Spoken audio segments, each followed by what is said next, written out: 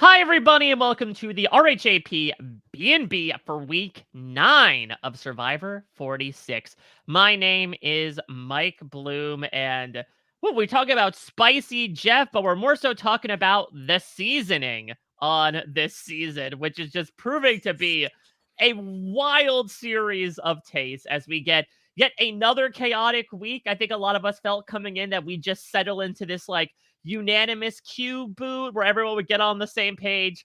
Not today, Satan. Not with this cast, as we have yet another wild episode of the show to talk about. So excited to welcome in the panel to break down all of the madness once again. First off, someone who, compared to me, I think definitely is the opposite of a dumb buffoon. It is Liana Boraas. Liana, how are you? Oh, thank you, Mike. I'm doing well. I was thinking as soon as you said the spice comment, what type of seasoning is this season? Obviously, a necessary thing to answer. And the first thing that popped in my mind, and the only thing, is slap your mama seasoning. Oh. There's something so ridiculous, so spicy, so all over the place about this that it's making for a very enjoyable but confusing watching experience. See, for me, maybe it's a little bit of that Jordan Kalish bias. I'm thinking everything but the bagel seasoning, right? Where it's got Oh, got a little bit of sesame in the beginning, and then you got some poppy, some salt mixed into everything. But regardless, we've got someone that is here to bring the sweetness, to perhaps combat the spiciness. So excited to welcome in for the first time to the B&B somebody who, one of last week's guests, Omar Zahir, said holds a currently unbroken record for most challenge wins in the new era. So welcome in the reigning challenge beast, Frannie Marin. thank you. Yeah, that's a shock to me, as it was to many. I think that Omer is potentially counting challenges that I did, in fact, sit out of, but the ground. Like, I'm not gonna dispute it. So yeah, I'm pretty excited about that. In terms of spice for the season, like feels like a very important question to address. My first thought was like tahini, like something that's just like very like zingy, very tasty. But I did pregame this recording by having a really spicy breakfast sandwich. So my mouth is still like a little hot, and I think that will put me in the right headspace to discuss this very spicy season of Survivor. You're gonna be spitting fire. Yeah, exactly. That was the logic. Yeah. Yeah, instead of mermaid dragon, you're dragon mermaid, right? Oh, well, no, it's gonna be dragon on the way Yeah. out as well. Let's be honest. Oh, Mike. Oh no. Well, Oh, no. we have a lot to talk about, whether it's pooping out breakfast sandwiches or shitting the bed the way that Hunter did. I mean, Frannie, the last time we heard from you in a major capacity talking Survivor 46, it was the premiere. Jelinski still lingers on the minds of people in and out of the game, but suffice it to say, so much has changed between now and then. What have been your thoughts about Survivor 46 so far, as we were talking about, trying to encapsulate it in one picture? Yeah, it's been a wild journey. Yeah, as you mentioned, in some ways not much has changed. We're still talking about Jelinski. But in other ways, really everything has changed. I like the everything but the bagel seasoning, because this season to me has sort of felt like an everything bagel, and that there's one side of the bagel that doesn't have much on it. Like they kind of just forgot to season that side. And with so much love and respect, that was the pregame for me a little bit. But now, like, we've had a couple bites, we've flipped it over, and we're like, holy crap, this side of the bagel is packed. And that's how I feel about this post-merge part of the season. Like, everyone is wild. Everyone has their own agenda, and they're just shooting in a million directions, and it's really, really fun to watch. So I'm really back on the season 46 train, big time. I think that's a really great point, because when you are getting to know castaways, right, you're getting to know these people who are competing, like typically you get a sense of them relatively early on. You're like, okay, this makes sense for this person to do. But with this season, I don't know why the imbalance pre-jury, like we didn't really get to see a lot of anyone who was not on purple, but we're just getting to discover more and more and peeling back more and more layers. And those layers are more and more confusing or more and more chaotic. And I think that that's what's making it really fun. I feel like I'm discovering something new every episode.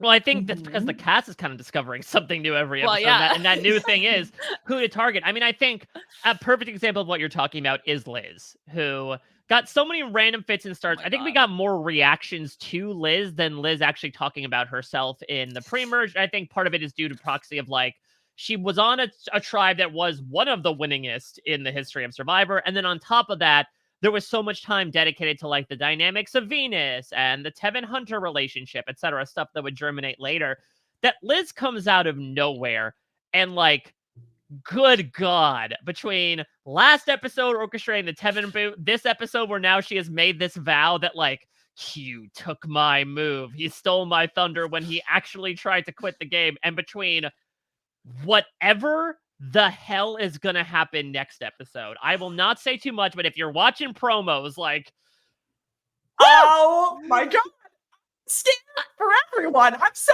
concerned. I love in the next time on her being like, oh, because it's bringing out like Debbie in a way that I cannot wait. And wait, I'm sorry, quick aside. This will be the second time that Debbie or her spirit has appeared in season 46. If you remember, there was a brief clip of her in when Hunter was putting the things in order. This is more Debbie than I ever thought I would get. So I'm very excited. That's how he remembered this, or tried to, the seasons. Right? Like, oh yeah, Debbie was on this one. Yeah. Yeah. Oh my gosh. The Liz thing. I mean, when I can't remember, it was brought up multiple times, but she hasn't eaten in 72 hours. I'm like, how is she alive? Like, what has she eaten? Like, tell me exactly how much or what Liz has eaten, because right now I'm at like 3 popcorn kernels. Yeah. And hopefully something else. Like, how's she alive? Popped. She just ate the seeds out of the bottom of the bowl. Like she's had she's like shaking the bowl at the bottom. I mean, I would imagine, I don't know, she's probably like licking trees. I imagine she goes like the Jess Chong route. Like, how many ants has she consumed over the course of this period? Like, this woman is gonna become, I think, the hangriest contestant in Survivor history. And it's gonna be amazing because, again, like, she has just come out of the woodwork and is, again, to your point, both of you, is a great representation of this season where you're not really sure where things are going, and then it just comes out of nowhere and hits you. Where, again, even the idea, I think, starting off this episode where we get confirmation that Q indeed was going to throw himself on his sword after we spent this entire week being like, there is no way this man, like, clearly it's a big brain plan on his part. There's no way he's walking out with his Q skirt tucked between his legs. But it truly was the case. Frannie, I mean, give me your reaction to this. Yeah, I would have staked my entire life on the fact that this was a strategic move by Q. I was absolutely shocked. And like you said, Liana, Q I feel like is the biggest example of a player who I felt like I thought I knew and understood. And now I'm like, whoa, where is this coming from? But now that I'm saying that, he's already done this once before. So it's just so wild to me how Q, who like really does seem to be this huge contender, you know, really competitive person, would genuinely be willing to leave. Like, I'm curious, if they had all voted for him, would he have been pissed? Would he have just gone quietly into the night? Like, what would have happened? Yeah, I mean, I'm glad that it didn't work out, but it just makes it, it would have been easier to digest, I think, if it was strategy for some of the other people. I think it's actually harder to accept the fact that Q really just wanted to leave, because now they're like, well, what do I do with you? You could do this again at any time. Yeah, I think that's unfortunately the only thing that Liz has had to digest for the past 72 hours. Yeah. Just that, and it didn't go down easy. It did not. No, it go did down not. easy. There were a lot of heartburn. It's like, even now in this conversation, I still am not convinced that it was just to get voted. Like, okay, so I've been so crazy busy this week. I didn't get to watch the episode live, so I missed a lot of the online discourse. So when I watched the episode, I was like, okay, he's saying it was to get voted out, but that can't be right. Like, I'm sure it came out in an interview, or the cast spoiled it on Twitter because they're very active on Twitter. Like, sure, someone said something somewhere that was not just he just wanted to get voted out. But sure enough, that seems to be the case. And my brain can't even comprehend that decision. And I think that is what is going on with this season. There's so many out of left field decisions that I'm just like, what? It's leaving me so confused. Yeah, I mean, I think we talk about how the new era is a very fluid dynamic, you know, even moving on from like the voting blocks, but like, this thing is practically its own state of matter with just how random things are, considering that the idea of turning on your number one ally has just been the lifeblood of the post-merge. And it really culminates here where Tiffany and Q were one of like the tightest alliances in the game. You know, they were thick as thieves throughout.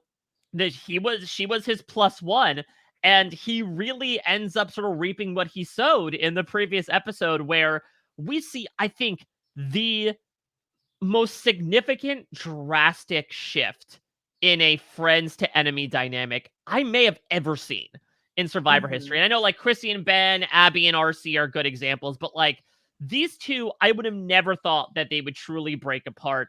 And the fact that it's not even the fact that they are enemies, but that they are getting in, I will use the term several because it probably was at least 7 like explicit arguments back and forth at the challenge, at tribal council, yelling at each other.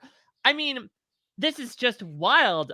Frannie, are you watching Survivor 46? You're like, oh man, I'm so happy our cast was so kumbaya by comparison. Or are you one of these people being like, this is what we wanted? Yeah. I mean, it's a different strategy. Like, I found a #1 ally and I was like, we should start dating. It's kind of a different mindset, I think, than the people on this cast. But yeah, it's so strange. And I'm trying to really like put myself in the heads of all these players that are doing this, because I'm like, what would motivate you to do this? We're not even like that close to the end. I know we're getting closer, but I feel like, you know, 7-6 is really when people start. And not that I've ever been this close. So like, what am I supposed to know? Did you like that, by the way, when Jeff's like, Charlie, it's not the end yet, but it's pretty close. How do you feel about being safe? Yeah, just like, I guess this is exciting. I'll just put it on you. Yeah. Oh man, which by the way, I love that win for Charlie. That was such a funny moment because, and I'm sure we'll get to this, but I'm so curious to hear your thoughts on Charlie, because I noticed when Jeff was putting the necklace on him, everybody went, "Aw!" Like that was the reaction that they had. And I think Charlie's just, he's viewed as so sweet and so, you know, unassuming, and he seems to be doing a lot in the game. But yeah, voting out #1 allies, it's such an odd thing. I wonder if in this season where everyone's a spark plug, everyone's doing something crazy, everyone's making their mark, people feel this like more intense desire to go off the beaten path and do something that will be wild and, you know, potent, like vote out their #1 ally. I don't know if it's logically the best move, but I think that people are like really just want to stand out, and it's hard to stand out when you're surrounded by crazy people. you know?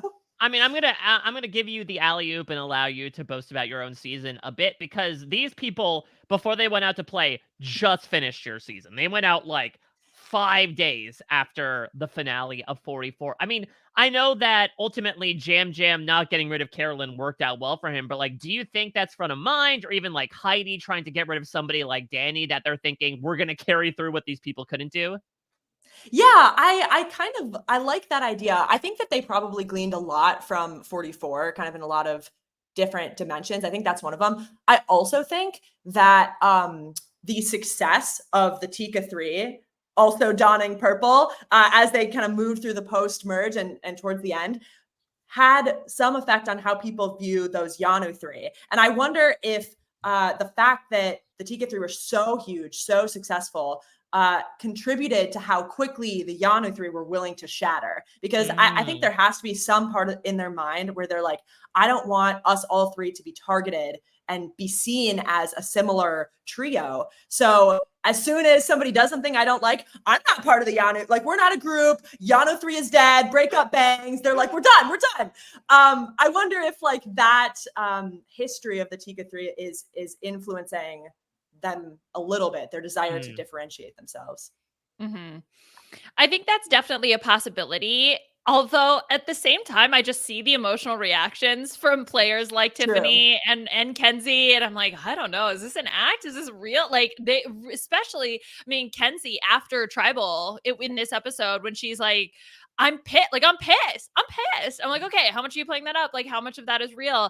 I just think that there's so many people that are going, it's what you said, that you're trying to like out top crazy, right? Is how it feels. And that leads to just some very, very chaotic things. And I think it's not only wanting to make a move, there seems to be a lot of talk about like my move. Yeah.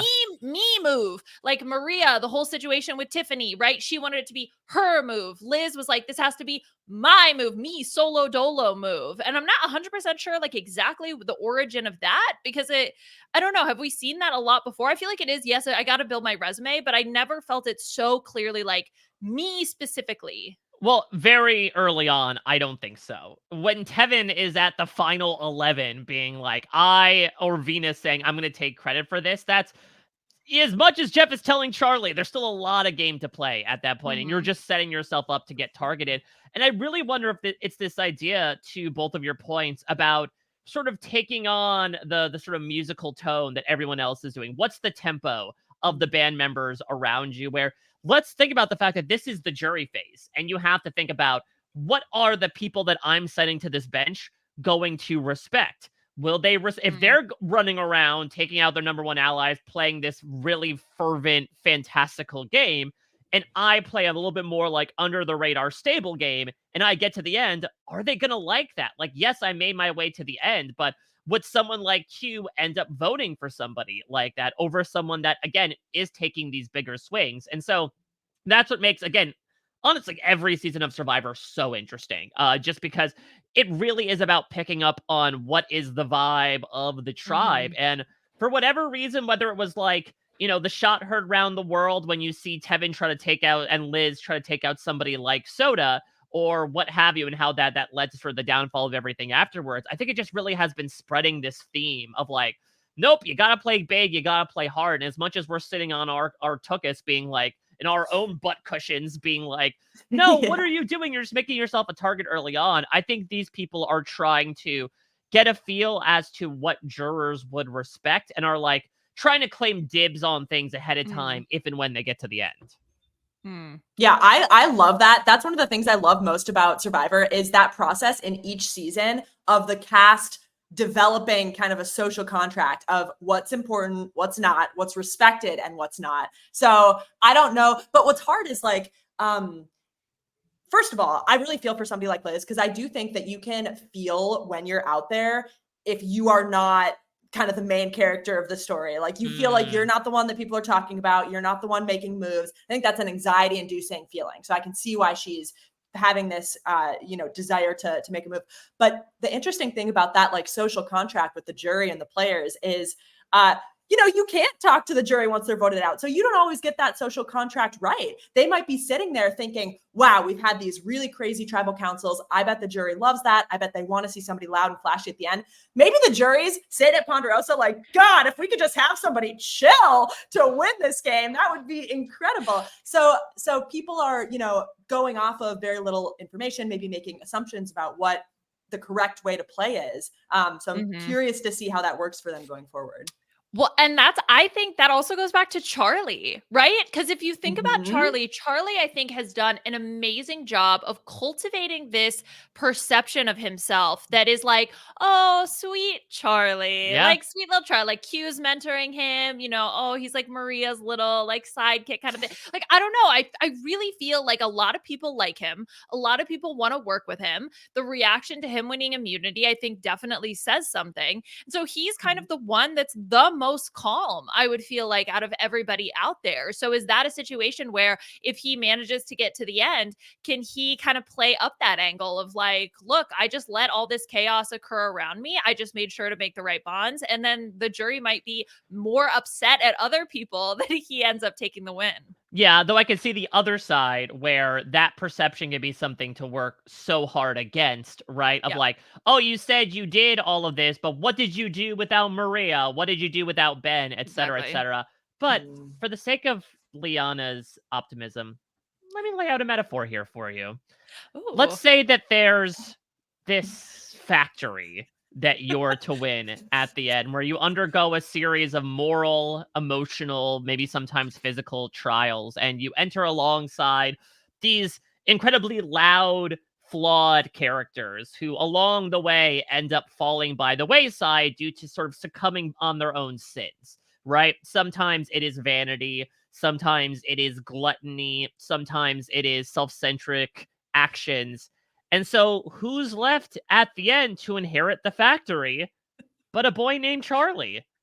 A boy who was the most stable, had the best sense of morality, and perhaps on paper was not necessarily seen as like the one to take it all. But by virtue of being the last one standing and being the most consistent, he flies away in that great glass elevator to parts unknown. Mm-hmm. That was a great metaphor because it really took me until the very end to get to. I was like, why did he say factory at the beginning? I don't get it. It was the gluttony that did it for me. I was like, oh, Willy Wonka. But I will say, I was convinced it was the Wizard of Oz for a second. I was like, oh yeah, the Tin Man. Picturing like Santa's factory, like elves. I was like, we're inheriting Santa's. Survivor Reindeer Games is coming. Yeah. Yes. Oh my god. But that's it. That's a great metaphor. Yeah. Yeah, exactly. I agree. And that's the thing is that it's well, it's going to be that or it's going to be one or the other, but it does feel like okay, either that is going to be respected of like okay, you were the one that was left that managed to survive the chaos that ensued, or it is like well, you were just the so and so's number two, like you didn't actually drive anything, you didn't actually do anything, you weren't actually aware of anything, and that's like what's so tough. And I think that's why there's a lot of impetus on the players to be like this is my move, this is what I did, like the fear of going to the end and the final three and getting like Troyzand where you're just completely ignored by the jury. I mean, I could imagine that being a very real fear out there and trying to think like, what am I going to say when I get there? To be able to articulate the agency that you had, even if it's not every move, but just something that you can claim as yours, I think is something that probably weighs heavy in the players' minds. And that's why we see this type of behavior. I mean, Frannie, I would imagine you saw it first and foremost when someone like Heidi, who was already going to make the final three, sends herself in to try to leave that last impression. Yeah, totally. Well, I'll just say, Liana, when you said that, like the fear of getting Troyzand, I felt like a shiver pass over my body. So I think that was really real. I mean, even like I went out at 8. So actually, the same as this episode. And I think at that point it's like a smidge early to start to, a smidge early to start thinking about like your final tribal council speech. But, I would have quiet moments and I would sit there and be like, oh no. So I think that that's a very real concern. And Heidi, in my season was lucky to have that opportunity to put herself in a place where she could really, blow everybody out of the water and get Carson out in fire. Sometimes you don't have that opportunity. You need to like create those opportunities for yourself. And even for Heidi, she did this incredible thing. It wasn't enough. And so they got to start thinking about that early. And that's something that I'm really, really curious to see with Charlie and Maria. We've literally seen Maria talking, like you said, Liana, about wanting to claim a move, wanting to claim this move against Tiff. I wonder, when is the point where they realize that they have to differentiate from each other? And will that differentiation be getting somebody else out and like Maria doesn't tell Charlie or Charlie doesn't tell Maria? Or will it be turning against their number one allies? Like, it's a cool thing to do right now. I have no idea how that's going to play out. I hope that they can be level-headed and kind of continue as a pair because I think they're in a good spot. But I don't know. They're in a crazy alternate world where different things go and different things are the norm. So I don't know. Well, let me then segue into throwing out a question that probably all these players are asking in the wake of this most recent episode. Liana, who do you give credit to for the Hunter boot? Is it someone that was in this majority? Is it Hunter himself? Yeah, let's give credit to Hunter. He'll love that, poor guy. That's so tough, right? Because I think it was almost a general consensus that like, well, Hunter is a big challenge threat. So obviously the first time he's available, we need to get him out. I feel like there was always an undertone and an undercurrent of that. So then, okay, who actually gets credit? Is it Charlie for sussing out that Tiffany was going to play the idol, or at least threaten to play the idol? I would say sus is perhaps I'm putting it mildly, considering she told him not going to play the idol. Well, clearly said it. He's like, I'm picking up on something here. let me do a little bit of mind work here. Yeah. Okay. Look. And then did she go on to tell everybody else? Yes. Okay. Fine. So yeah, all right, maybe that's not okay. So not Charlie then. But then yeah, I mean, to be honest, I don't know. Then is it Kenzie for keeping Hunter cool to not play the idol, right? So maybe it's not so much about who orchestrated the votes, then it's about okay, who prevented him from playing the idol? Because I mean, he is eyes glued to her like the whole time, Yeah. both throughout tribal council and even when the votes are being read. And Tiffany or and Kenzie has this really funny moment where Hunter looks back at her and she's just like pay attention to Yeah, what's going on in she front of you. she nods like, yeah, watch yourself get voted out, buddy. Yeah. Yeah, just watch. Yeah. Yeah. So that's tough. That's a really, really tough question to answer. I mean, maybe it's because I'm a bit biased due to the fact that Hunter explained his entire thought process through exit press, which listen, I always recommend people check out, but definitely this week, I think, to give a sense as to like the very tight numbers that Hunter was scripting out in the sand prior to this, from what he expressed, he had assumed that at worst it was going to be like a 4-4 vote between him and Q. And so he thought, okay, if I'm that fifth vote for Q, then Mhm. Q's gone. I don't need to play my shot in the dark. I don't need to play my idol. I'm good for another round. And it seems like the one person that he misjudged was Tiffany. And it was Mhm. because Tiffany goes into tribal council and just absolutely chews Q up and spits him out. That I think Hunter at that point was thinking, there's no way she is going to vote for him to stay after all Mhm. that. And suffice it to say, she did. I do also think that, yes, there was a little bit of confusing chaos to begin with because this tribal council was so much from Hunter's perspective. It did seem like it was going to be a split vote. And so it was sort of that matter of where does everyone else's votes lie? And Hunter thought, okay, I think I know where things are going where I can eke it out and not have to play Mhm. my idol. But it turns out that nope, because he misjudged pretty much one person. That's the reason why he's gone. Mhm. But also like and I love that Hunter gave that logic, and I think that that probably is really accurate to what he thought was happening. But if you really feel like you have to depend on a single person, maybe Mhm. that is the good scenario to just use use the idol. Or I don't know if either of you saw this online, but I saw somebody suggesting that this was maybe a great opportunity for Hunter to use his shot in the dark, and then depending on the outcome of that, he can still use the idol, which I actually loved. He told me that was going to be his initial plan, that he actually was going to use Oh. his shot in the dark and then use the idol if it failed. But again, I think he had assumed that the vote margin was so tight Mm. that he felt I Mm. need this vote so Mhm. that Yeah. I can carry through and then I'll still have my shot in the dark and then I'll still have my idol because he knew he basically had to like win out at least the next couple of rounds and he felt with a couple of opportunities at safety he could do it as long as he made it past this next vote. Mhm.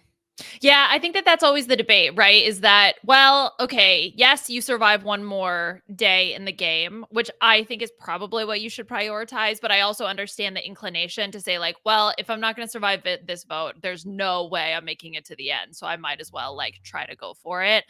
I think for Hunter though, the decision to just like tell everybody you have an idol and then to visibly panic at tribal council to me is like, what is you doing? Like, okay, like if you're like, I have an idol, then you got to, even if you're not going to play it, like Tiffany, you got to be like, calm, cool, collected, like whatever. Like, I'm safe. I have an idol. I'm not going to play it. You have to act that part up. The fact that he just looks like he's panicking, like, okay, either he's bluffing, because that was also the assumption. We had some people say that in this episode, like, well, maybe he's just lying about having an idol. So it just, yeah, I don't know. It just seemed like a pure panic moment. But I mean, Hunter in his preseason press said, look, I'm looking for someone who will be the strategic person. Like, he recognized that that was maybe not necessarily his strong suit. So yeah. Poor Hunter. Yeah. I mean, it's and I wonder also, again, if you're looking at the vibe of the tribe, could people have not believed Hunter because the idol information they'd had so far was so public, right? Like, Mhm. obviously, nobody Mm. knows about the gem idol to the point that Maria still thinks Ben has one from the secret scene last week. Oh But, my like, God. Tiffany's idol has now become such public knowledge that I imagine if someone approaches you in the 11th hour saying, oh, no, I have an idol and I'm going to play it, you're like, yeah, but I feel like that information would have gotten out, especially given this cast. Right. And somebody like Hunter, who, you know, his number one ally just left. He clearly feels like on the bottom. I think even before Tevin left, some of the way that he was like acting and speaking in confessionals, it seems like he felt that his back was up against the wall just from being a challenge threat. So it does seem like that's information that would get out. The other thing that I want to make sure we talk about is how baller was it that Tiffany did not play her idol? That was insane.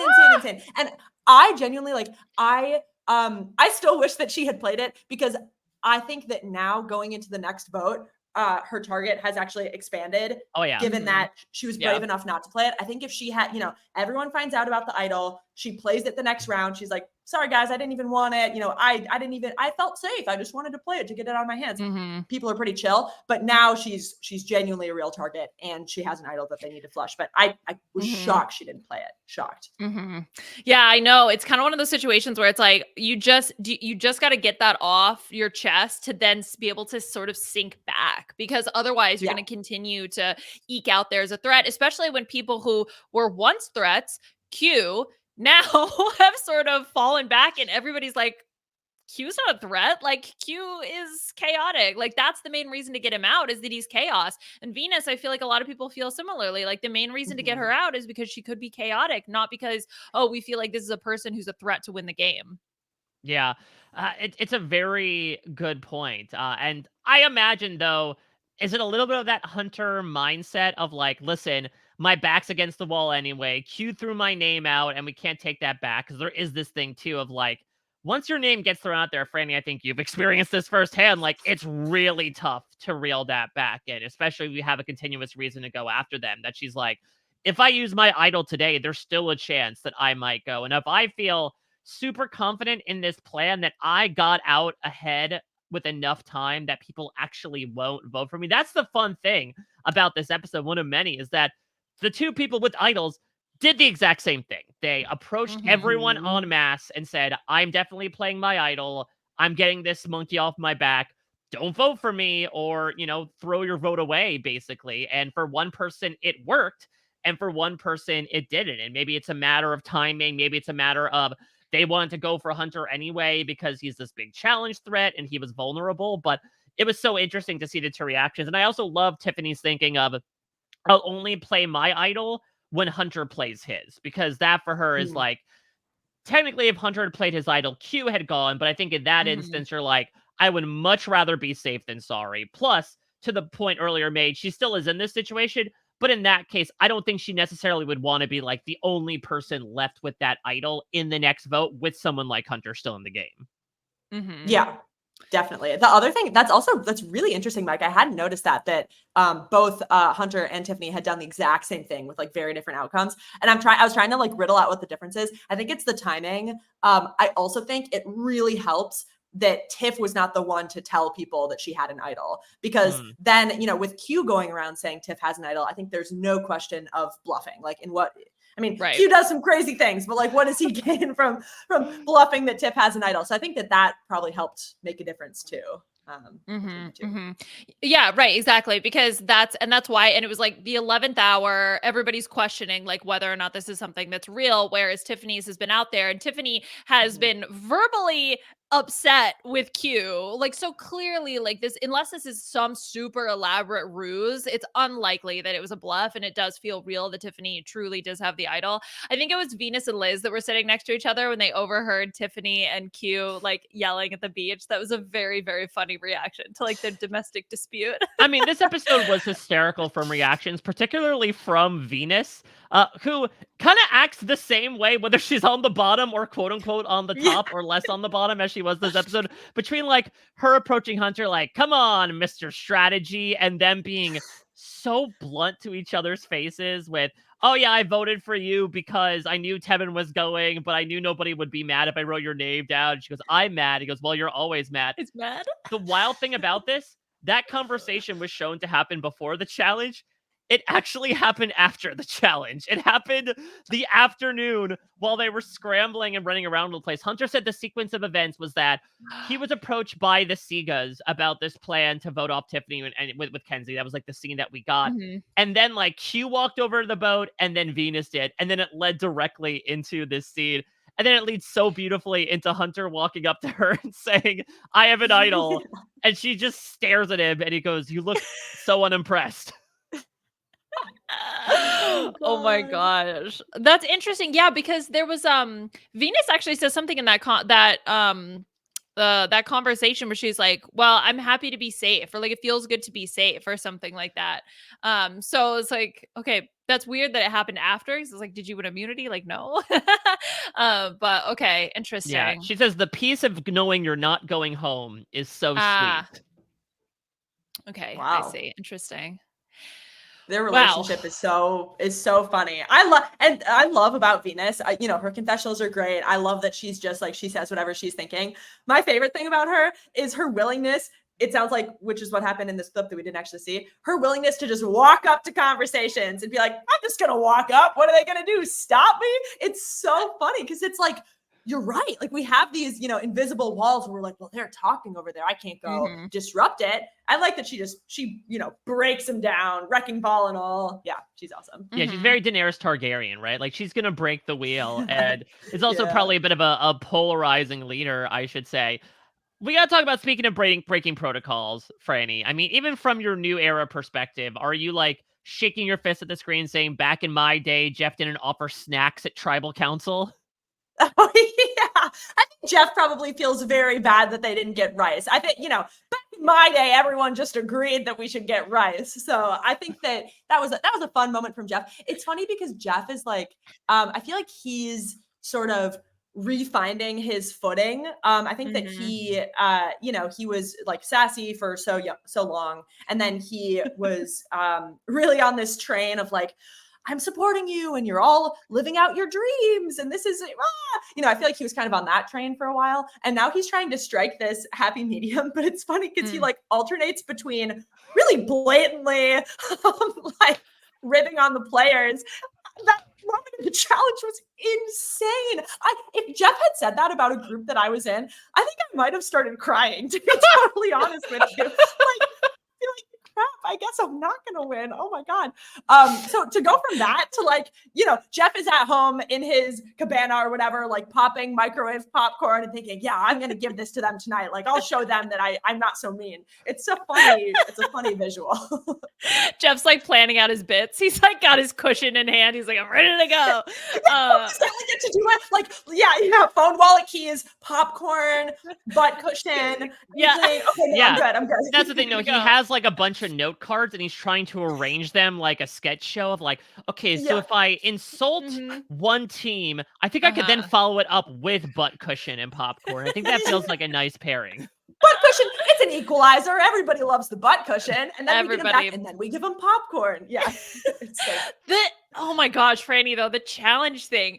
It also felt like it just came out of nowhere. It was like, yes. what?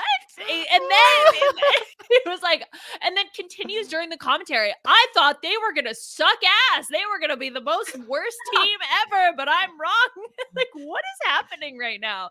It's giving sort of similar to the surprise of in 45 with the knife with the rice. Where just Yes. all of a sudden you're just like, Jeff, what is Yeah, well, happening well, the right odd now? thing about that one, he's like, I'm gonna say what everyone at home is thinking, which is like, first off, have you met this fan base? That is not a good thing to say. There is no such thing as a universal statement that can apply to the Survivor fan base. But Uh-huh. B, Ugh. what a wild statement to make many, many months in advance of like, I know that these people are sitting here saying that you three are losers right now. And there's Yeah. no follow-up statement to your play, Freddie. It's like, good luck with that. Use that as Yeah. fuel if you want to. Yeah, it's so odd. I think he's trying like really hard to be sassy is what I think it is. Like he and with the knife too, like, we don't need to Mhm. turn to prop comedy. You can make a couple of like sassy jokes. We don't need to pull out the knife. Yeah, I think he really wants to bring back that side of him. And he's like, this is the cast to do it. Like they're chaotic. It doesn't matter if I insult them. They're gonna do something weird no matter what. Yes, that was my other thought was talk about matching the energy of your cast. Talk about matching the social construct that this group has created. Jeff was just leaning Yes. straight into that. Well, that's the Yes. thing. In my opinion, I don't think he expected to be giving out popcorn.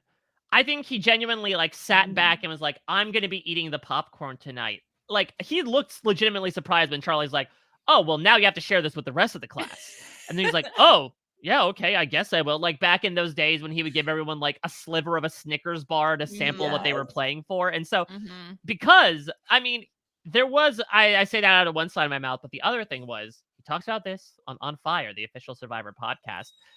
If we had gone down a certain line of thinking that Jeff was going down with some of the people he had been texting about to build this idea, it could have been bigger.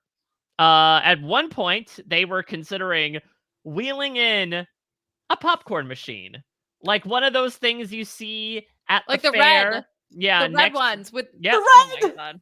next to your 50-50 raffle tickets, and he would have allowed them to get up throughout tribal council, not to whisper to each other, but to help themselves to popcorn as the evening would carry forward. Wait, I like that more. I think if you're gonna go for it, go all the way. Go for it. I love the idea of like, we have this like tribal council set that's very like, it's, creating this very intense atmosphere, like the seats and the lighting, whatever. And then when somebody just rolls a popcorn machine, like this isn't supposed to be here. Oh man, we missed out. That would have been really fun. Oh, I'm also imagining just circus music playing for some reason. Like, Yeah. I mean, this season is like a clown show, so I think it only makes sense. But also, could you imagine, Jugglers like, in the you talk about background. Jeff using popcorn as props. Imagine everyone else. Like, could you imagine Tiffany getting a bowl of popcorn and just dumping it on Q's head? Or like Hunter's throwing kernels at Liz to be like, hey, talk to me. Talk to me about what's going on. Like, it would just be outright mayhem on top of the already existing mayhem that was happening at that tribal council. oh my goodness. That would have been could they just not get a popcorn maker, or Jeff was like, nah, it's Yeah, too what was much. the limiting He said it was factor? too much. They said Oh, that it it's too felt it much. was too distracting, especially with the idea of like, Boo. oh, you can eat popcorn. Oh, you can help yourself. Just get up. I mean, Frannie, listen, you were there in attendance for one of those all-you-can-eat pizza reunions, where I would imagine it's a little true. bit distracting when you're Mhm. trying to maintain a conversation. Yeah, and let's be real, Liz probably would have just walked up there and just stood there the whole Yes. time. Like she's just eating. Liz actually no longer is participating in tribal. She's just eating popcorn. So yeah, I think it would have messed with the flow a little bit, for sure. Mhm. Oh Yeah. my gosh. I mean, it was a really fun flow though, too. Like, I love the fact that there is a lot of bloviating that's happened in Survivor seasons past of like, oh, it's so chaotic and so up in the air, but like it's usually a pretty rote outcome. But it feels like these tribal councils, if there isn't votes that are changed, there's at least like a lot of stuff up in the air, considering that this legitimately felt like there were two different conversations happening, where the front Yeah. row is being the good students trying to entertain all of Jeff's questions while eating popcorn, and Hunter is the bad kid in class causing so much mayhem, being like, Charlie, are you voting for me? Charlie, get Liz. Can you get Liz? Can you ask Liz if she's voting for me? Like, it legitimately felt like two different narratives happening. And I thought the editing Mhm. was so good in that, listen, I don't think any of us really felt like, oh yeah, Hunter's going to survive the vote, but I think it allowed us to kind of like get in his headspace of, okay, he's receiving all this confirmation from people. He's freaking out, but he's going to back away from playing it at the last second because he's been basically walked out to the edge of the plank by everybody else. Mhm.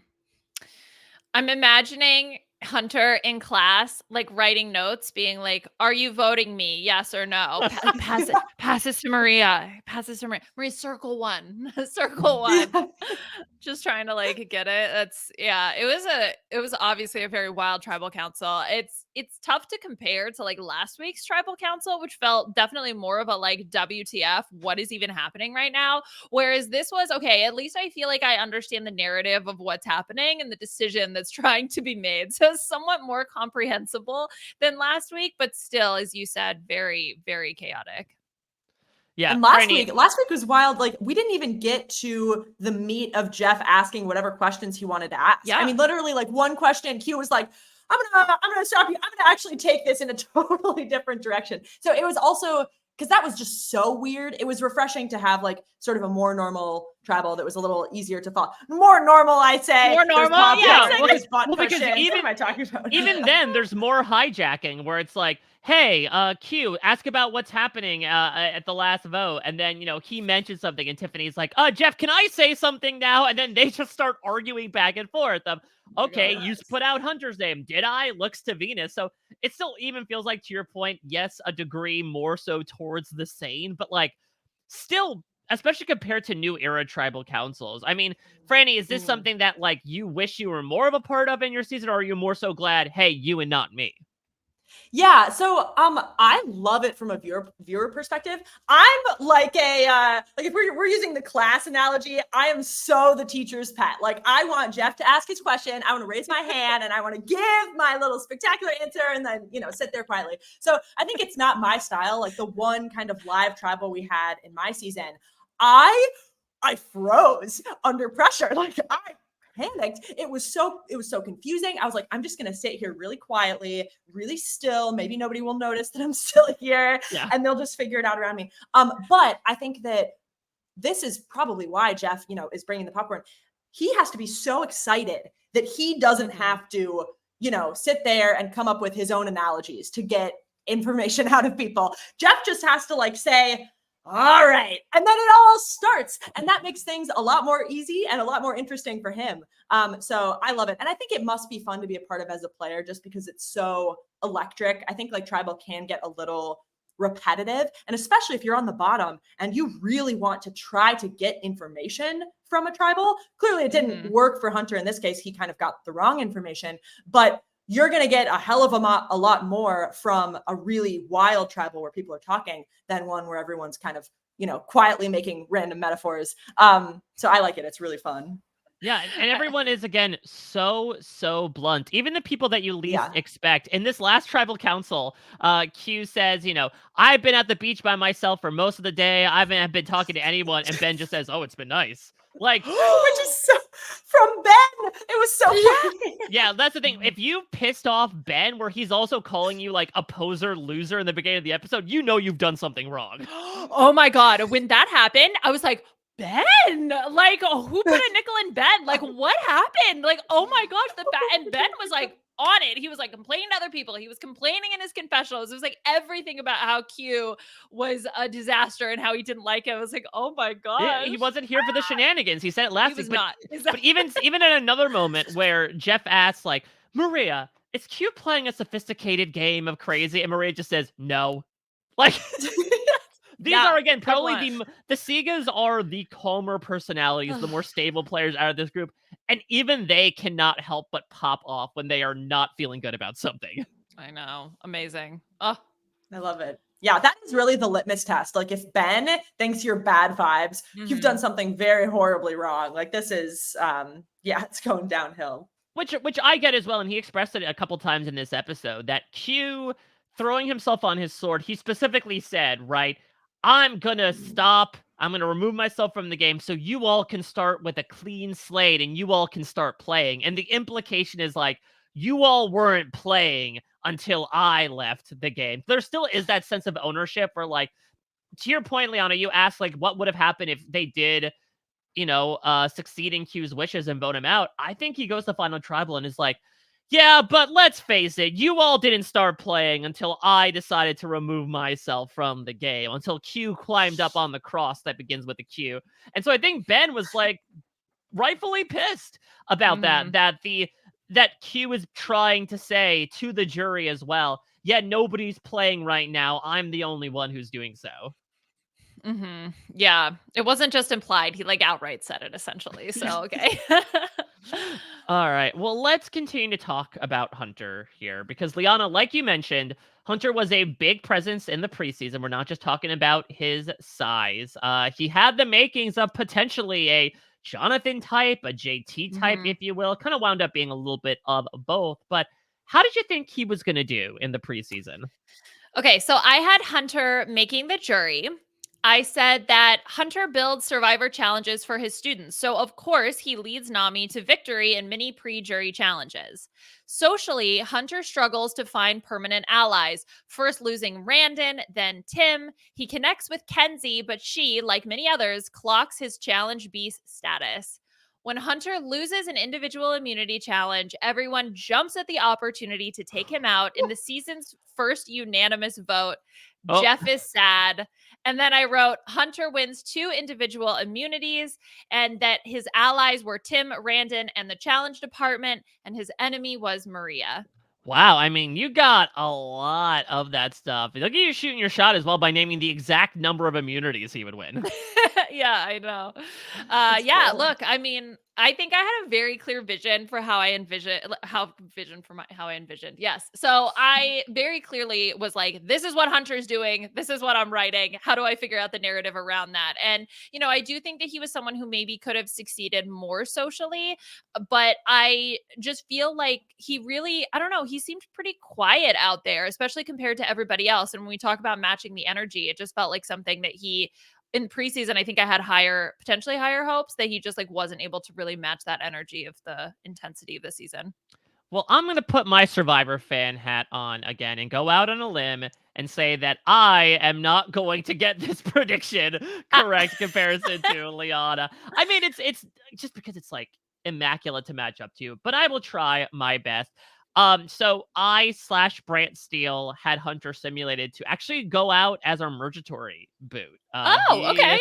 missed out on the jury. I said that Hunter lives up to his own preseason prediction, as his game is valued almost purely on his challenge prowess and camp life skills over strategy. His good old boy perception will make him an easy pickup for fellow Southerner Tevin, and the two of them and Soda run things on Nami. Towards the end of the pre-merge, Hunter will get sent on a journey where he'll finally get to interact with his fellow Mississippi boy, Q. The two immediately click and make a plan to work together. Unfortunately, that plan is way too visible by the rest of the tribe. The Segas try to break up a new budding cross-tribal coalition by going after Hunter at Mergatory. They're joined by Tiffany and Kenzie, who are wary of their closest ally suddenly becoming buddy-buddy with something else. His allies were Tevin and Q, and his enemy was Siga. Don't That was sell yourself short. Yeah, Yeah. yeah. The beginning was really. I was like, "Are you just reading a recap of the season?" It was really good. All right, well, that was the inner Jeff. My inner saboteur was the one that was telling me I couldn't do it. But now I'm Liz, kicking things over. You hoe bags. What the hell are you hoe bags? Do you think she's gonna make like Kelly made hats from last season of what the hell, guys? I think Liz is gonna make Brandon merch of what the hell you hoe bags. What the She hell, hoe should. bags? Yeah, maybe they could do a collaboration. These two things aren't so different. It's a similar energy. Well, I think Liana and I had some similar energy in our predictions, but Frannie, it is all down to you. You're the Tiffany, I guess, in this split vote. Who do you think was more accurate about how Hunter would do?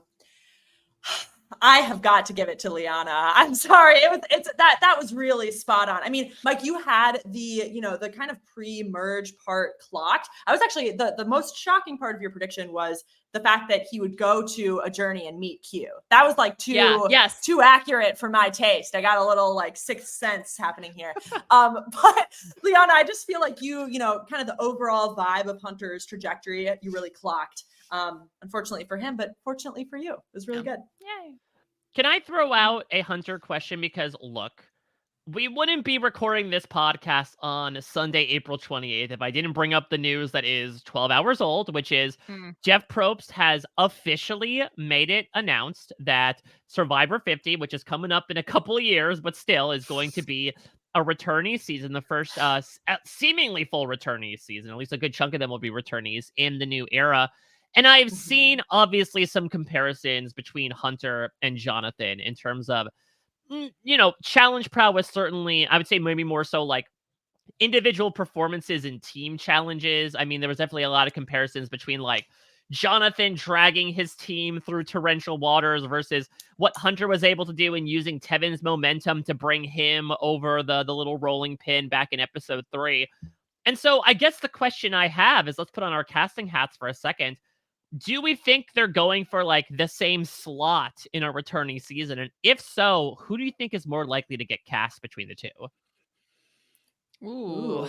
interesting. I guess they fall into the same slot. I mean, I think that one thing about this group of okay, so all new era, right? I Who don't are know. like the well, okay, let's just say hypothetically, new era, who are like the really big strong guys? We have Jonathan, Jonathan, Hunter, Hunter, Ryan, Q, Hmm. Q. Ryan. Q. I don't think Q. Q's funny Frannie, because he's throwing challenges. he's throwing challenges. Q to me is giving War Dog, where it's like he kind of seems like he should be good at challenges, but then he gets there and you're like, why is this It's guy War Dog. suck? It's War Dog, but turn the G backwards and it's a Q. That's so good. Yeah, War I Dog. War love Dog. that. Yeah. War Dog.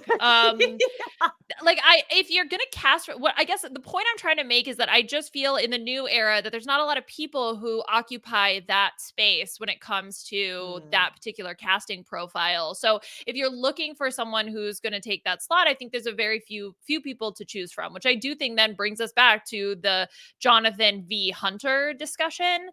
For me, I think I would rather see Hunter play again. This could be completely an editing thing, but I do feel like there's more to Hunter's game. It feels like there's more depth there than with Jonathan's. And I think that another opportunity, again, reveals more layers. And I think for Hunter to be able to do that would be my personal preference. Frannie, I'm not gonna. I don't want to force your hand, considering that. Listen, we may be talking with somebody that might be in the mix for said season. Trying to get me some enemies, Mike? You're trying to get me enemies? Yes. Listen, who do you hate? Frannie, who do you hate? I'm here for the drama. I want people to be vocal and be blunt. Yeah. Did you bring popcorn? I'll just go through a list of my least favorite new era players. No, I think of the two, so it's an interesting dichotomy because I also think like I do see one of them getting cast, but it begs the question, do we need one of the biggest, strongest guys there? I don't know. Like, is that a slot that we necessarily need to fill?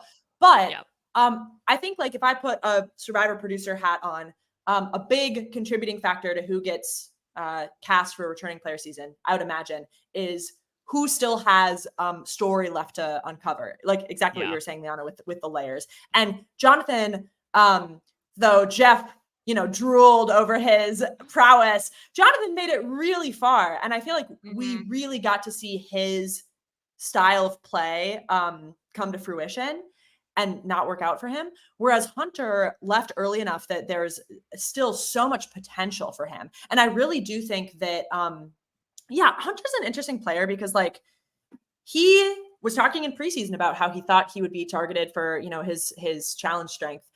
I wonder if he went in with that mindset in a way that became detrimental to him. Because I actually feel like self-fulfilling prophecy. Self-sabotage. Yeah, like I feel like he was making good connections. He does seem quite personable. And I think he could have made that more of the story of his game. He only, he won one challenge? He won one last individual immunity. Okay, yeah. So he won an individual immunity, and that's huge. But like somebody like Charlie is doing pretty much equally well in the individual challenges as Hunter is. He outlasted Hunter in that the Bermuda Triangle challenge. And he was right there at the end on the pole challenge and then won this one. But nobody's saying that about Charlie, at least not yet, that he's like this major challenge piece. So I think that he maybe shot himself in the foot a little bit. And I would be curious to see what happens if Hunter comes back and has a different mindset around that and can maybe, maybe he's not on a tribe that wins every single pre-merge challenge and people kind of break up that perception of him. I think he could do better. Well, if he shot himself in the foot, we definitely see it, considering all the close-ups there were of feet in this episode. Oh my God. Yeah. We had that on my season too. Like both of the challenges that I won were like foot forward, I would say, which is like, I'm anti-feet, especially my own. I'm like, I don't look down there. So it's very unfortunate with all the close-up shots of my like wiggling toes. It's not cute. It's not cute. Yeah, feet are so weird. Like, what even are they? Like, they're not hands. Yes. They're like you walk on them, but you have toes. Like, what are toes even for? They're like leg hands.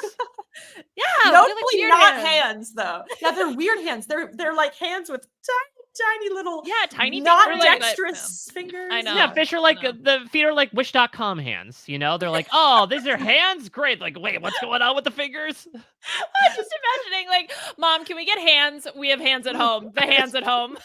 Can somebody make that meme? What even is that? But I totally agree with the two of you where I agree that I think Jonathan is the bigger character of the two, and helped by the fact that, to your point, Frannie, like, he made it to the last possible point you could before the final three. But I think a couple of factors contributing against him is the fact that Hunter does have this second chance sort of unfinished business potential of he went out with this idol in his pocket. Even outside of that, what he was expressing to me about his thinking behind what was going, like, clearly, yes, the thinking may have been incredibly risky, perhaps unnecessarily so. I think 9 out of 10 people, even if you think the vote margin is that, play your idol no matter what, but like, does show that he has some capabilities there. I also think on top of that, Jonathan struggled a lot with the nutritional stuff in the new era, if you remember correctly, that like, because of the lack of food, like, he was starving away, and that made him a little bit more hangry, a little bit more spicy in his own regard. But I do wonder, like, if that's something he would necessarily want to put himself back into, especially with like the 2% body fat that he maintains versus someone like Hunter, who, like, I guess compared to Liz, everyone's doing fine, but like, it seemed like he wasn't having as much difficulty as a quote unquote bigger guy with the elements than someone like Jonathan did. Yeah. Well, and I think also, like, okay, no offense to Jonathan, but like, how much does he care about Survivor? Okay, like, right? Like, I don't know. Question. Yeah. A critical question. I'm just saying, like, of the two, also, who would want to come back? But I don't know. I think I go to Franny's point about, like, okay, is this absolutely necessary?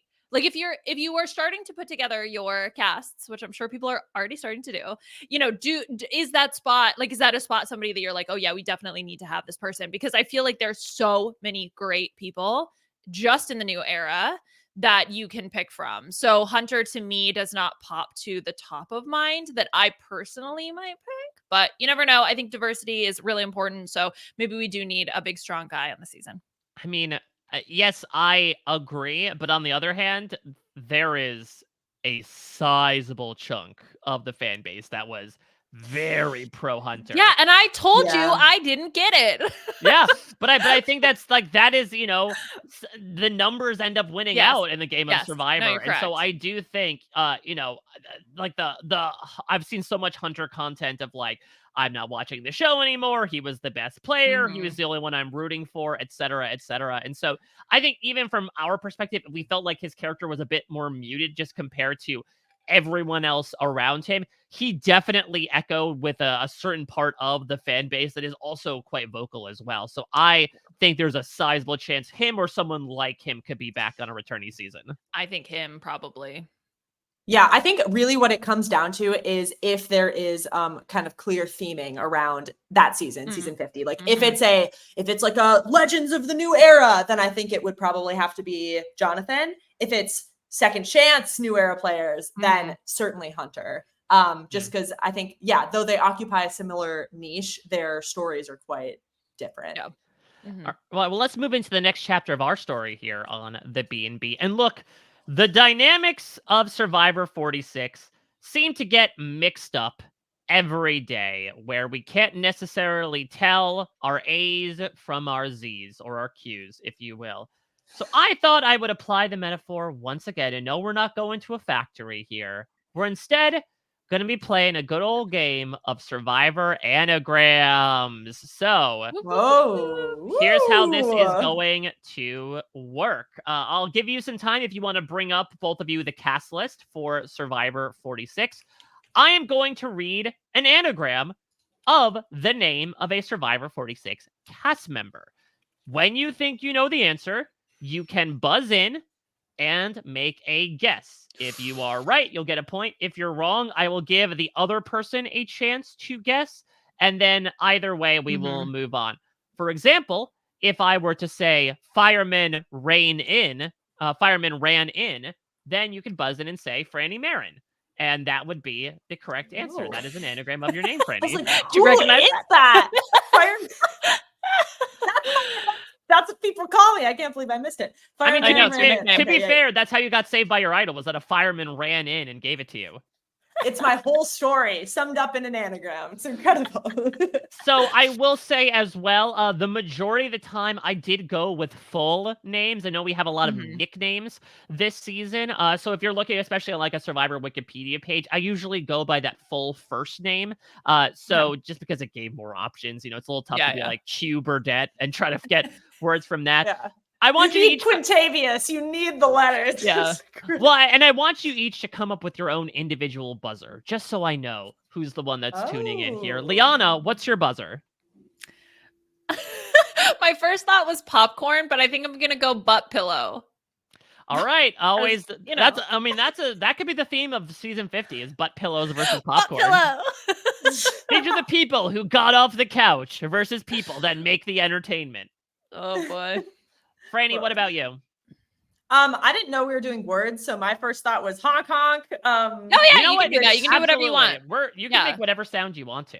Yeah. Okay, mine's gonna be a honk. A good honk. All right, so we've got Beautiful. the goose versus the down butt pillow. Yes. Oh, right. a real rivalry. Exactly. Here we go. Before versus after. So again, I Okay. will read an anagram. I'll actually, Yes. depending on how long you're taking, I might read through a few because I made quite a bit, and we'll see if you can guess it. Okay. Here is your first anagram. Mhm. Crunk them thing. Yes. I don't even know, but that's amazing. Is it crunk with a K or crunk with a C? Crunk with a K. Crunk them thing. Oh, honk honk honk honk. Yes, Frannie. Is it Hunter McKnight? That is correct. Hunter McKnight anagrams to crunk Crunk them that thing. thing. Crunk them thing. Some other anagrams for Hunter are think trench gum. Mhm. Oh, that's what you should have said to him after he didn't play the idol. Yep. What he should have done out there. Trek munch night. Oh, okay. Or get thin, Mr. Chunk. I don't think he needs help with that, but yeah. I know, it's a little rude. These are That's, great. that's like what Jeff would man. say in a challenge. Like, depending on where the flip of the coin is, like, hey, get thin, Mr. Chunk. Get Yeah. thin, Mr. Chunk. Oh my god. All right. Great. Next Wow. up, next Okay. anagram. Manhood spots. Oh my god. Manhood spots. Manhood spots. Oh. Manhood Ah. spots. Manhood Also, spots. Mastodon shop. Ooh. Mastodon shop. Oh, wait. Is it honk honk honk? Yes, Frannie. Is it Soda Thompson? That is correct. Soda What? Thompson Okay. is manhood spots. Oh my gosh. There we This is go. The amazing. P jumped out at me. Yeah, manhood Ah, spots. Much Not like sure it how does with she'd feel manhood about that. spots. Yeah.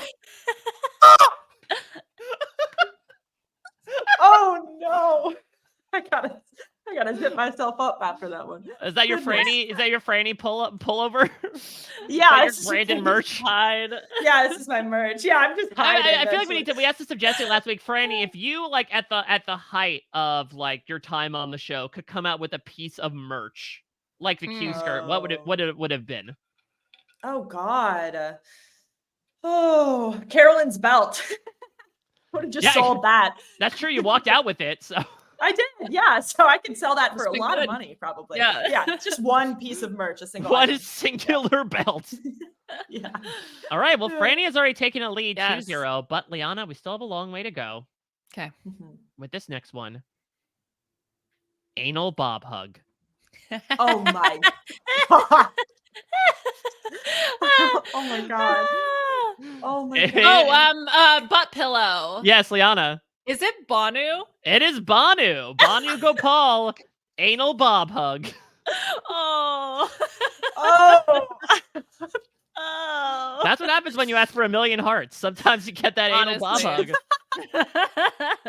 Also, anagrams for Banu Gopal are Gabon Lap and No Alpha Bug. Well, Gabon is very fitting, giving some of the comparisons we've had this season. Yeah. Yeah, what do you make Crazy. of that? Do we feel like this is truly the new era Gabon?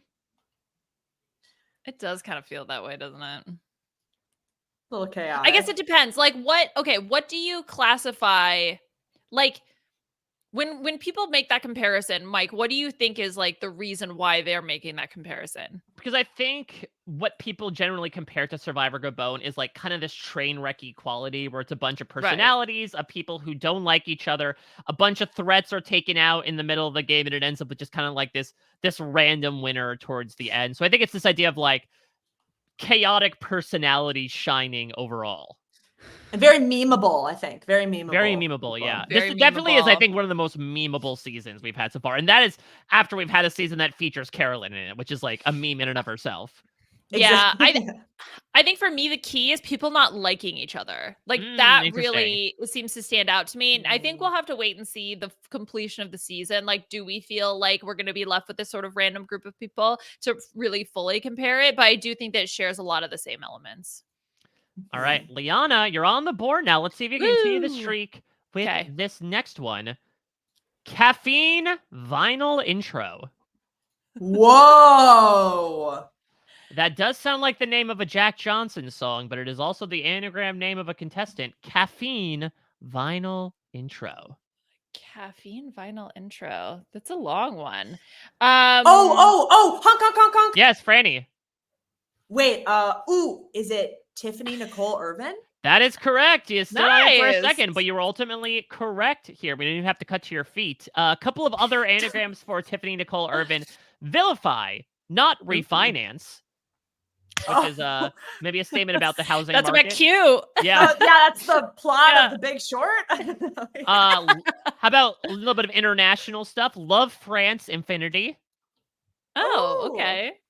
And official intern envy. Oh. Did you, Mike, did you sit down with like letters on Post-it notes and arrange these? Or was there an online program that made them for you? No, I'm not I need Jeff to know. arranging what bits to do. Luckily, Okay. computer is taking care of it for me. We're living in Okay. 2024. I'm picturing you at like 4 a.m., like eyes red, bugging out of your head, like caffeine, man, like you're just all trying to get it together. I mean, hey, those are the things I usually say to myself at 4 a.m. But it also, listen, I do pick and choose. Like another anagram for Tiffany Nicole Irvin is infancy often virile. Oh. Oh. No. Just no. All right, next up here. Okay. Hurraying Ram. Oh, that's so cute. Hurraying Ram. Hooray, Ram. Hurraying Ram. Let's take it into a more Mike Lemess direction. Maria, go horny. Oh. But Maria, it's go not horny. Maria. Could be. Oh, could be. Wouldn't it be the ultimate trick if I just used the name of one of the contestants in the anagram? Is it honk? Yes. Mariah Gaynor? That is correct. Mariah Gaynor anagrams to Hurraying Ram, and anagrams to Maria Go Horny, Oh. anagrams to Rainy Hag Room. Oh, wow. These are evocative. I need a rainy hag room. Where's my rainy hag room? Anagrams to Grain Army. I like the idea that on cues, like when he's describing houses, he's like, "Have you seen this room? Perfect for a The rainy hag." room. Yeah. Anagrams to Harry Roman. Go. Oh. Okay. I love that movie. I love the idea that the list of anagrams that can be made from a person's name are indicative of their personality. Like that's how I'm taking this in. yeah. Oh, then you love this next one. Ahoy, arm groin. Is that like your like here? Ahoy. Is that here? Is this Is your it arm here or is groin? it your armpit? Oh, is it here? Oh, Because I this is, this is groin arm. But I guess I like, think this is could the this groin be of the the leg arm, of the arm, probably. and this would be the groin. Because like the groin's not on your feet. I don't know if I'm a biologist. I'm maybe speaking out of turn here. I don't know much. That's true. This is Yeah, the like- arm under knee. Yeah, exactly. Whatever that. Mhm. Yeah. So this would be okay. So the armpit's the crotch of the torso. I guess so. And you Maybe have we're two- figuring out a lot of body stuff this time. One more from Mariah. Sounds like, you know when like small towns are trying to differentiate themselves and they're like, we're the jewel of the West. It's like we're the crotch of the torso. It's like, what does it mean? Yeah. I'm I'm just picturing. I took 2 years, or I took 2 semesters of anatomy and physiology for my PhD, and I'm just like imagining like doing the dissection and be like, yes, this is the crotch of the torso. I can basically hear your degrees burning up right now. They've just I know. self-immolated from what you're Yeah, doing right now. the department's calling. They're like, we need that back. You don't deserve that. Well, Can't probably have it because you're anymore. affiliated with a podcast that decides to make an anagram of a person named Mariah Gaynor, and they come up with orgy moan hair. Ah, yeah. Okay. Talk about describing yeah. your personality. Degree revoked. Yeah. Yeah, I mean, I think like if it's a little mussed up, right? Like if it's a little Yeah. all over the place, you got that Yeah. orgy moan hair. Yeah. Oh yeah. Girl, you got that orgy moan hair. Let's go. Oh, what have you been Oh. doing? What were you doing last night? You got that orgy moan hair. All right, well, next up, well, Franny's taking a commanding lead here, but there's still time. There's still time. Ooh. Next up, radical hives. Perhaps a symptom alongside manhood spots, radical hives. I think the problem is I get so entrenched in like the actual anagram that I forget Yeah. that I You're have to- welcome. Yeah. Or how Uh, about, take this one for a drive, a devilish car. Ooh. Oh. Okay, wait, Oh, Liana, butt honk, plug or honk. butt Oh. butt stuff. What was that? Butt pillow. See the orgy. All right, orgy moan hair. Is it random? No, it's not random. No! Franny- Oh, Yes, Charlie Davis? it is Charlie. Don't call me Miles Ah. Davis. Charlie Davis is radical hives, is also a devilish car. Wow, he He's is a a devilish beast. car. He's a devil because He he's driving his way is. through this game. He's also caviar shield, which makes sense. He did say, Oh. remember in his like one of his first Mm, I like confessionals that is one. like, I've lived a pretty privileged life. I think he's had a caviar Mhm. shield or two. Mhm. But it's That his could be- caviar shield, yes, and underneath Yeah. he's understanding. Yeah, Actually, I would Mhm, argue, mhm. could Liz be someone's caviar shield? Like we have meat shields. Liz is Oh. rich. caviar she's, shield. She's your caviar Oh my shield. god. We did I it. love that Yes. caviar Yes. shield. That's so good. All right, people Wow. steal that I'm for using the that next on couple season seasons. 50, Mike. Yeah, Yeah, that's There we great. go. Keep them. They're our caviar shield. As long as you're not using the armpit as the groin of the torso, I think we're good. That's gonna be the episode title of premiere season 50. Just you wait. I mean, you need something to pass the time during those endurance challenges. All right, next up, this one only has a couple. Mm. Zen Kitty P. Oh, Ben? Liana, butt pillow. Ben. but Liana. No, it's not. What? Butt plug Liana, it's not Ben. No. Franny, do you have a guess for Zen Kitty P? Zen Kitty P. Darn. Okay, quick guess. I'm going Liz Wilcox. No, there's no P. It Oh, is- Liana. Liana. Crappity crap. I know what it is. No, Butt you both. pillow. You already, butt pillows and honks have been extinguished. They've already been used up. There's a lot of Z's in this cast for a cast that has Yeah. not been putting us to sleep. It is Kenzie Petty. Kenzie. Yeah. Is Zen Wow. Kitty P. Also, Keen Zit type. Keen? Oh. Keen. Keen. All right, well, let's see if you're keen on this next answer. Mm. Add Jive Slinky. Oh, honk honk. You know, Franny. David Jelinski. That is correct. That's the Jive Slinky we know and yes, love. He is. Yes, he There is. you This is one of the go, ones there that the we go. descriptor was like A1. Absolutely Yes. matches up. He is a Jive Slinky. I Yeah, love everything that. aligned in my mind. It was perfect. It all makes Wow. sense. It all It all comes makes sense. David Jelinski also anagrams to Jade Vinyl Disc, Sad Kindly Jive, and Oh. Lanky Did Jives, which I Oh, heard that. Jelinski was at Adam Klein's wedding, so maybe he did do a lot of jives out there on the dance floor. Mm-hmm. And he is lanky. His are really, really accurate. I'm after this is done, I'm gonna anagram my own name, and I cannot wait to see what comes up. Fireman ran Really in. excited. Yeah. Fireman ran in. True. I need more. I think the other one I found for you was, let me see, it was Main Rain Fern. Oh, I like that. Mm. You got plants in the Plant background. behind you. Yeah. That's your main rain fern. Mhm. See? That's my. All right, well, That's I'm not pretty me, sure, right? like, Right. Liana, you're mathematically eliminated. but Hooray! we're having too much fun with these, so let's keep going. Nah, we gotta Okay. keep going. Unashamed Jam, sis. You tell him. Unashamed Jam, sis. That's what Charlie's Uh, saying when he's like, why are you putting on okay. speak now for the umpteenth time? Unashamed Jam, sis. Butt pillow. Yes, Liana. Gem. Jem Hussein Adams. That is correct. Yes. Mm. All right. Also, sis. anagrams to Jade Humans Amiss, a Hmm. sad Jasmine Mush, It's a lot of and jade.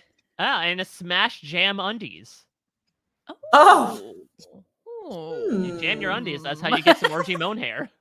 That's true. You don't need to tell me twice. All right, next one. Abusive Turd Quintet. Oh no. Oh no. Honk honk. Yeah, Yes, butt Frannie. pillow. That's gotta be cute. That is correct. Yeah. Abusive Turd Quintet playing the songs of Quintavious Burnett. Oh no. We also Wow. have Debutante Quit Virus. Oh. Another name Okay. for COVID-19. Yes. Oh no! Oh. Because they just shut down all the pageants. I guess that's true. Yeah, they had to quit the debutante ball. Yeah. The debutante quit virus is coming. Okay. And I think maybe I've got two really fun ones here. First, Mm. a Butt United Quivers, Oh, that's lovely. I love that one. which is like, I feel like that's the E Wow. pluribus unum. Like if I were to ever come up with a Yes. nation, a Butt United Quivers. yeah. And yeah. then also, which is I think the most appropriate to cue, a Butt Drives Unquiet. Oh, Ooh, his butt does drive interesting. unquiet. Yeah. Yeah. I mean, yeah, definitely. That is Q's motto. These are great. This These is are- like poetry. It does feel like it. J Maya, if you want to Yeah. put these in some of your songs, I'm just saying. You're welcome. All right, well, next up here, speaking of poetry and songs, Mm. Diva Invest. Ooh. Butt pillow. Yes, Liana. Tevin. That's correct. Tevin Davis. Anagrams to Diva Yay. Invest. Also, a Vivid Nest. Also, a bit of a throwback to social media. Vine is not TV ad. Oh. I mean, no, it's not. Not Yeah. wrong. Not Not wrong. wrong. Not It's wrong not at all. wrong. Not wrong. All right, LeBron here's the next one for the Frannies out there, the do-gooders. James. Ooh. Crime tips. Oh. Butt pillow. Liana. Tim. Yep, Tim Spicer is crime tips. He is crime tips though. Yes. What does He that really mean? is. He He just just is. is. I'm Mike. You He think just you think is. he has big narc energy? He's got crime Yes. tips. It's just crime tips. I can like hear him saying that in a confessional with his little bow. Yes. Crime tips. Yeah. Crime tips. Well, Yeah. I'm trying to think. What's that John Mulaney bit? Street Smarts, when he was talking about Street when, Smarts! when the guy used to come. Like that's what I think about with crime tips. Yes. Same energy. Same energy. Also, Yeah. Tim anagrams to Septic Rim, and Oh. also, I guess speaking towards the titular butt pillow, Epic Sit, Mister. That's what Jeff Oh, did. yeah. At Tribal, he was like, "Epic sit, Mister," If this took place in 2009, Epic Sit, Mister would be a title of an episode. or Mister Epic Sit. Mr. That's Epic his Sit. official title. Yeah, Mr. please. Epic Sit. My, Call me, call me call Epic That's Sit. my father. My father. That's my father. Is Mister Epic Sit. Mr. Epic Sit. Just call me Jeff. Call me. You can call me Jeff. All right. Well, Liana, you made a bit of a comeback, but I think you're mathematically Yay! eliminated. Aw. There's one more. There's one more left though, and this might be my favorite. Oh. Modern anal, no TV. No Oh! TV. No Lobatilo. Yes, Liana. Brandon. Yes, Randon Montalvo anagrams to Oh. modern anal, no TV. No TV. Poor Brandon. Wow. Can't catch a break. No. Yeah. What a punishment. Maybe not a Yeah. punishment for some. Brandon Montalvo also anagrams to damn noon travel. Yes. Damn noon travel. We also have Fishy. also toned naval norm. Oh. Which Oh, being the let's- name, he does let's- require it. Yeah. Gotta get Disrupts toned. that toned naval norm. Yes, exactly. Come on. We're the other body types. And finally, maybe this is a bit of a crime tip here. Mr. No Note Vandal. Oh, no notes. Yeah, so All that's Jeff's No other notes. names. Oh, Mr. No note either that or it's Vandal. like Great this is the vandal. this is the rudest criminal ever. He doesn't even leave a note at the scene of the crime. He's Mr. No Note Vandal. Yeah, that's his calling card. It's Is no no card. calling card. It's none. Well, listen, Liana, you were able to make up a good amount of time. You were sort of That's the pretty Liz, good. Q, and Venus equivalent, Okay. but Frannie was the Charlie, Maria, and Hunter, adequate to all the feet shots. Congratulations, you are the master of Mhm. anagrams. Thank Deserved. you. Thank you. That was fun. I love that. Mhm. I'm gonna anagram Mhm. everything now. It's a new policy. I of mine. cannot wait to see how Yeah. mystified Matt is going to be by this extra layer of communication he's going to have with you. Yeah. Matt Blankenship has to anagram to something good. There's some good letters in there. See, I was trying to Sure. remember what I had done Do for it. season. Yeah. Let me do it right now. As I'll throw it to you, Frannie, while we sort of yada yada through this, but not through this next important part. Because at the end of every podcast, we give time to our guests to dedicate a charity or cause that is important to them. So the ball is in your court. What would you like to communicate to everybody out there that they should check out from a charity perspective? Yes. So I'm actually going to hype up the same group that I recently played for on Twitch and won $100 for from Rob Sesternino, which is Point of Pride. This is a really great organization that works with trans youths, especially, and tries to get resources to people who cannot afford things like binders or top surgery, stuff like that. This is top of mind because I actually have two friends who recently got top surgery that I'm like so hyped for them. So yeah, Point of Pride, it's a great organization, gives a lot of opportunities to a lot of people. Amazing. I love that. I love that. Check that out. So I did it for 44, the anagram. Oh, game. you did do it for 44. So Okay. So for Frannie, I have Amen Fryer in. Oh, Rain Man Finer also. There's a lot of variations on Fryer in. So you have Mean Fryer in, Name Fryer in, obviously Amen Fryer in if you want. Yeah. For Matt, I have Lambkin that spin. And also my personal favorite, Think Batman Lips. Oh, I remember Think Batman Lips now. Think Batman lips. That's how I Batman remember Matt lips. Blankenship personally. I just think Batman Lips. I think Batman Lips immediately pops to mind. Yeah. Oh my god, that's great. That's really good. I like mine too. I actually I played a friar in a play in high school, so it really fits. It's my whole history. I mean, you're right. It reflects the person. I am so happy. Hopefully by the end of this, people were thinking about the past hour and a half conversation we had and say, amen, Fryer in, because Frannie, you absolutely killed it on your B&B debut.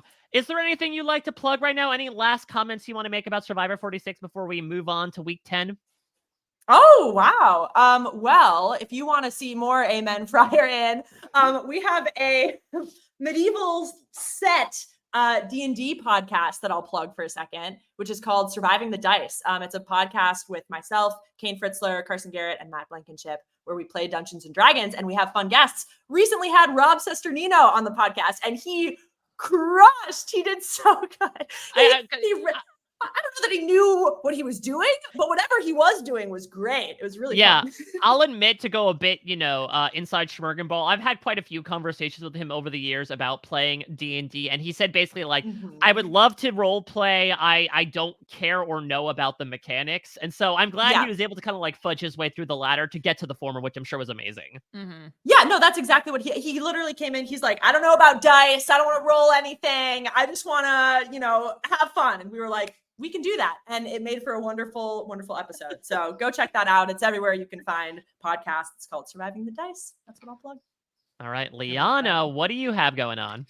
Yes, you can follow me on Twitter at Liana, RHAP. Drag Race is over. So we are taking a few week break before All Stars comes back, which will be May 17th. So believe me, not that long. It's literally right around the corner. But in the meantime, sticking here on the B&B and of course doing Masked Singer coverage with Puya to cover everything that's going on over there.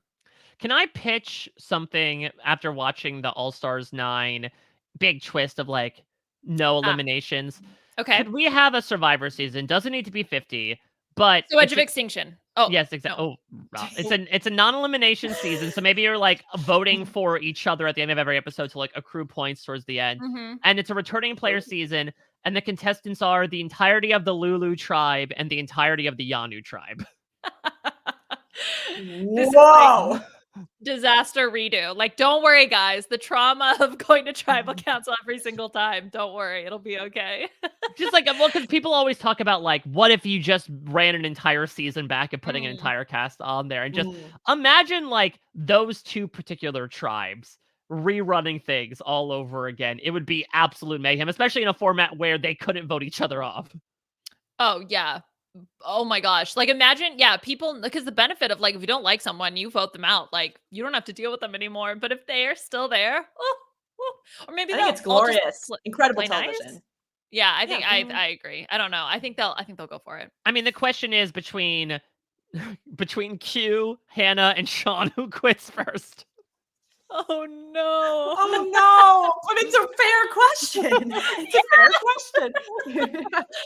Oh boy. Oh yeah. no, I'm just picturing like they all show up to tribal and all three of them are kind of like, it's like the Spider-Man meme where they're all like looking at each other. Yeah, and like, I quit, yeah. I quit, all at the same time. Yeah, it's like that one time in Survivor Winners of War, right, where Jeremy and Sarah did like a, oh, you go first. Were you gonna play your thing? Like it's just them being like, who's gonna speak up first about this? We're gonna, yeah, who's Oh, gonna God. volunteer to quit first?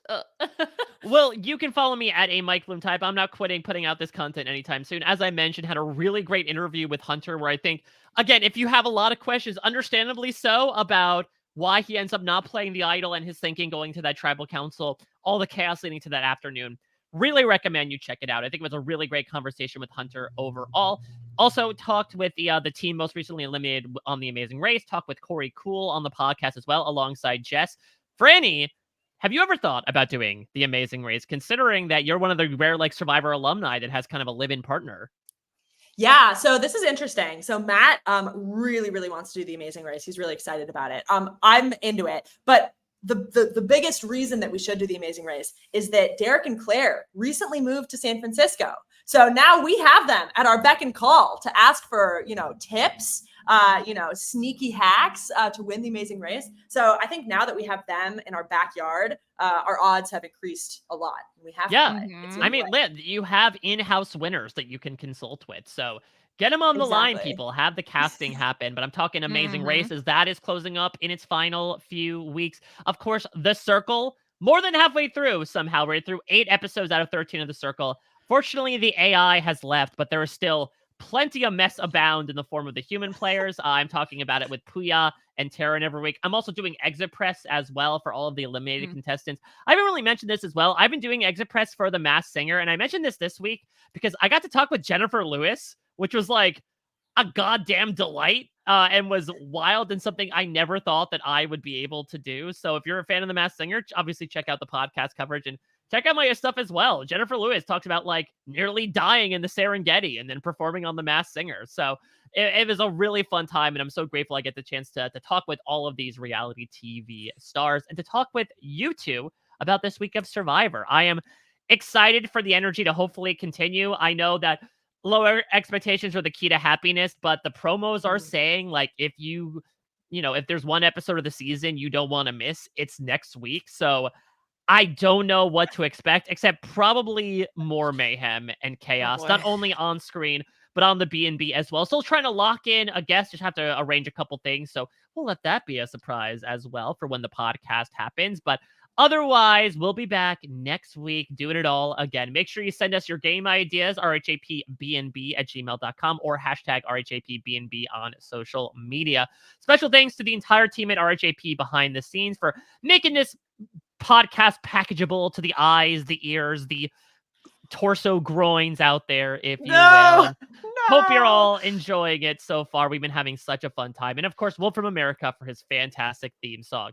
Next week, Liana and I will be back to break down episode 10 of Survivor 46. Until next time, everybody, we'll check you out at your next stay.